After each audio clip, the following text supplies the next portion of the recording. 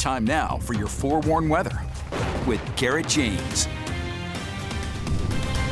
Welcome back, everybody. A pretty beautiful day out there, but some rough air quality on the way. For a look at that, we send things to southern Utah and meteorologist Garrett James.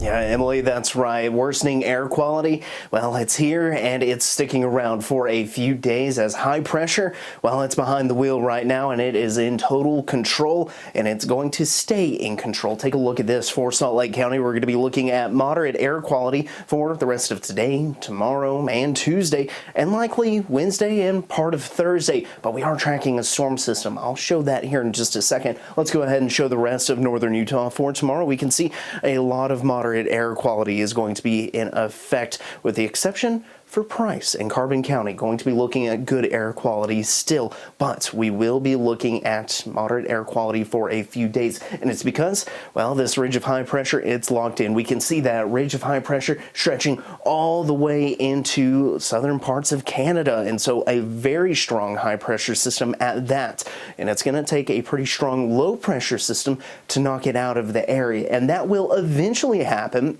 Take a look at this. We can see a very large low pressure system is going to be working its way to the west coast by the time we get to about Thursday, and late Thursday into Friday, that's when we'll start to see its effects, and it's going to be tapping into some tropical moisture, and that's going to allow for some widespread precipitation across the entire Beehive State, and temperatures are going to be looking cooler as well. So look at the radar, shows that we're not seeing much out there, but if you look in the northwestern portion of the state, we can see there's a couple little specks of green out there, but I anticipate that we're mainly going to be staying dry.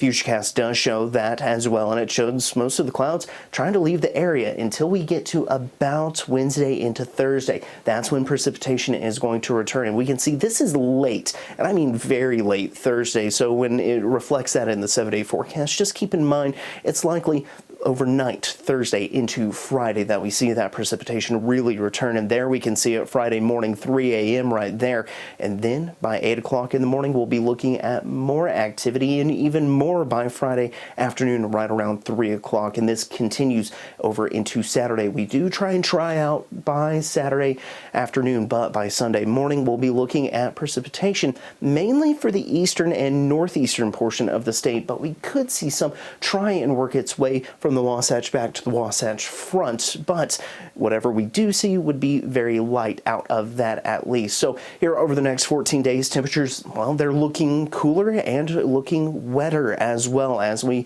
enter a more progressive weather pattern, but for the next couple of days, things are staying dry. Temperatures out there right now, 40 in Logan, 47 Ogden, about 43 in Provo, 50 Delta, 53 in Milford, 48 Cedar City, 60 degrees here in St. George, so temperatures certainly pleasant here right now, but temperatures are going to actually rise over the next few days thanks to that high pressure. Lows tonight, we'll be looking at a few 30s out there and a few 20s. Highs tomorrow, we'll still see the 40s for northern Utah and southwestern Wyoming, but 50s for central and parts of southern Utah. But take a look at St. George leading the way at 65 for the Wasatch Front over the next 7 days. Hazy conditions through Wednesday, but it likely continues Thursday, but showers late, and then scattered rain Friday, rain, snow showers Saturday, and a slight chance on Sunday with temperatures going from the 50s back to the 40s. St. George, on the other hand, seeing temperatures in the mid-60s for the next few days, but down into the 40s by Saturday with rain.